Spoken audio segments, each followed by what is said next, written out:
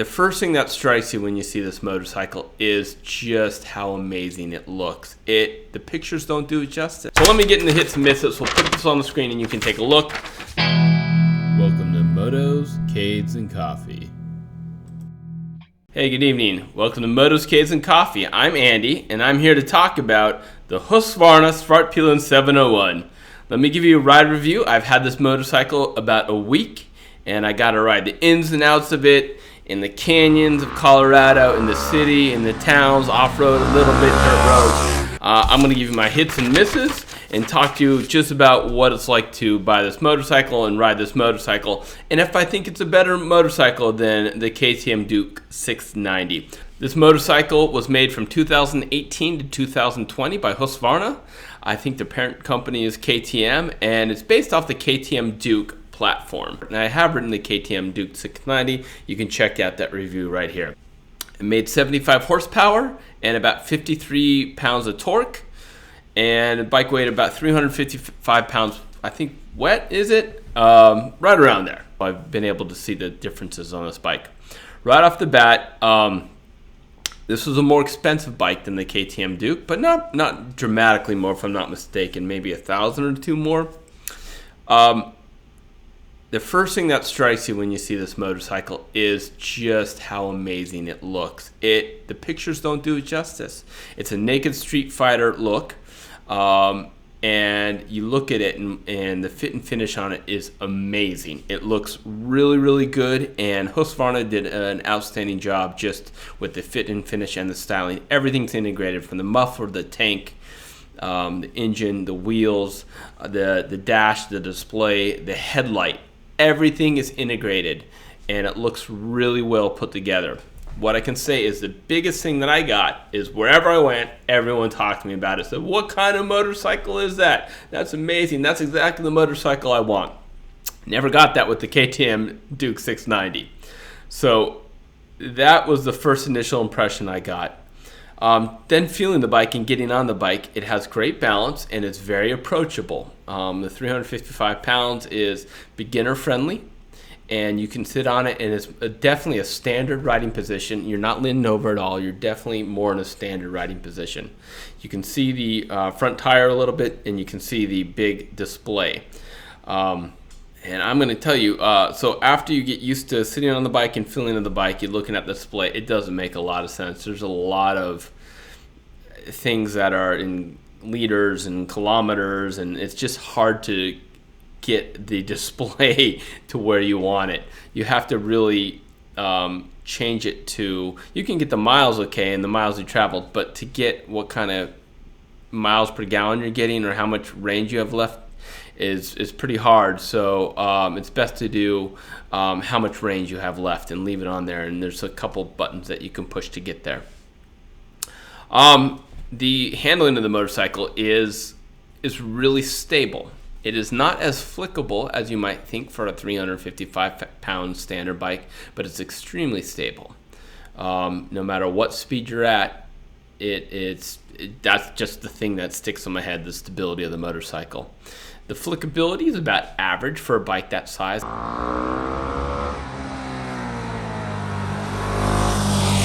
It's not super lightweight flickable, but definitely you're not going to be lugging it around from side to side.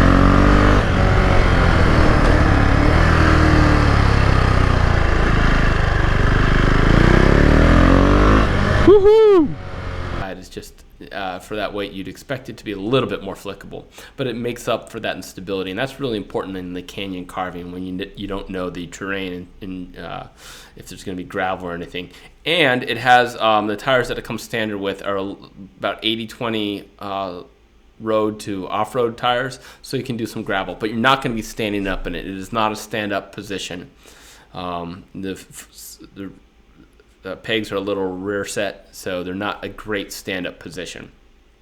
Mirrors are okay at low speed. It is a single cylinder.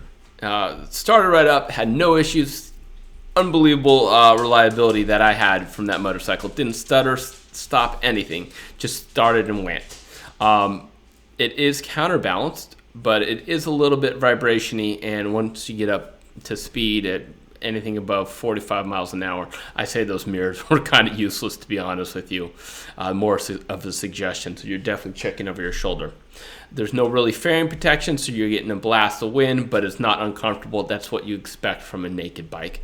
Comfort is all-day riding position. The seat's very thin and very hard, and it is a little bit different riding position than the KTM Duke 690. I prefer this one. It's a little more comfortable. The suspension was very comfortable. It definitely, I will say, it is adjustable for preload and rebound in the front, and I think preload in the rear. I left it by the owner's suggestions, and it was definitely more oriented towards comfort than sport, but you can tweak that a little bit, and I thought that was a great position. Characteristics around town riding are fine. It does have a quick shifter up and down, and that took some getting used to, but it was fine. The clutch pull is great. Brakes are excellent.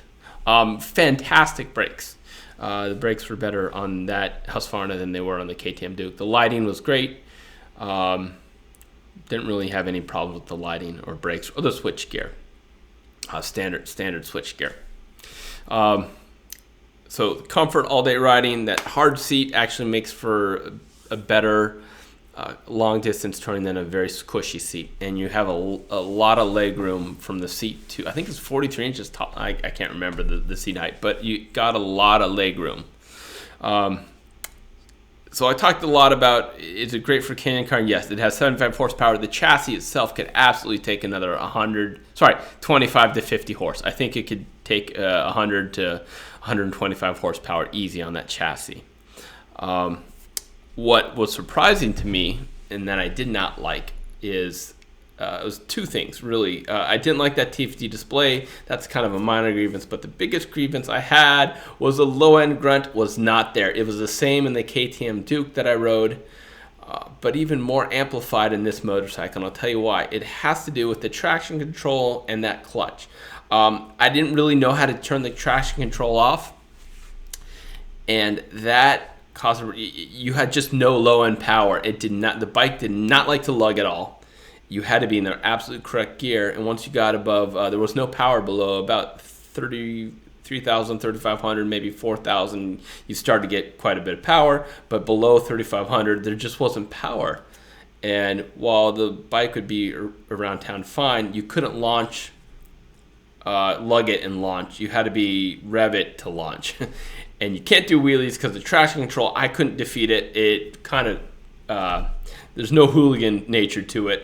It just did not want to. Maybe I need to learn how to turn that traction control off, and that no low-end grunt. So as soon as I tried to get any sort of low-end wheelie, the traction control would kill the power, and had come down pretty quickly. It does have enough power to raise the front gear at speed. So the front tire at speed. So when you're going at speed and raise it, it will lift the wheel off a little bit. So that's good. Is it rip your head off speed? No, but it's definitely user friendly and great power once you get going past that 3,500. And great passing power, so no issues there. Fuel economy really varied. If you're ripping into the high RPM, it's about, I think, a 9,500 RPM. And again, that was another thing on the TFT display. There's a RPM limiter and warning, but it was hard to really see no matter what. So sometimes I hit that rev limiter. So let me get into hits and misses. We'll put this on the screen and you can take a look. The hits are, the styling were fantastic. It's one of the best styled bikes I think out there. Fit and finish was fantastic. Again, I've never seen higher than that. It was Honda quality or better. That says a lot. Comfort was great, stability was great, and fantastic brakes. The misses are low and grunt, combined with that traction control not allowing for hooligan kind of nature, kind of really was missing there, having to be in the right gear, and that TFT display. So would I buy this motorcycle over the KTM Duke 690? The answer to this is absolutely, wholeheartedly yes. Just the style, the look, the comfort was a different feel, and comfort with that suspension, the way it was tuned, I liked it better than the KTM Duke, even for a price premium, and your just styling knocks it out of the park. Little side note, the engine meets Euro 5 emissions. They could still build it, but they stopped building that motorcycle after 2020, and I think they're probably going to put the Norden 901 engine in there, the 890 cc engine in there. So maybe we'll get Svartpilen 901. All right, that's going to do it for me. Please like and subscribe. Let me know what you think. Would you get the KTM Duke 690 or the Svartpilen 701? Drop a comment below. We'll catch you in the next episode. Thanks for watching.